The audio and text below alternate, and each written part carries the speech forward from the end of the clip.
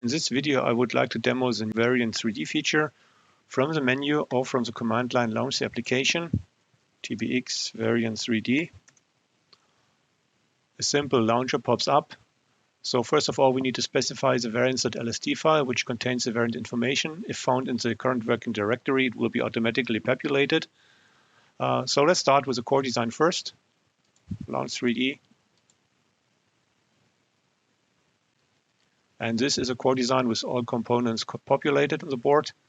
Let's close it again and now pick a certain variant to be displayed.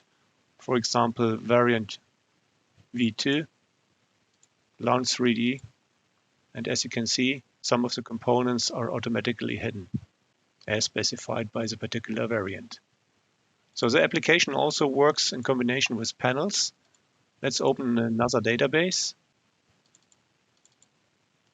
This panel contains two different designs, the amplifier design and sensor design, and it can be also used for variant display in 3D canvas. We launch the application again. TBX Variant 3D. Now we have to specify the variants.lst file separately. For the amplifier design, we pick the AMP variants.lst file. And for the sensor design, we pick the SEN variants.lst file. We choose a particular variant to be displayed. For example, for amplifier design, we choose variant V2. And for sensor, we choose variant V3. Then we press Launch 3D. Now, rendering may take a while.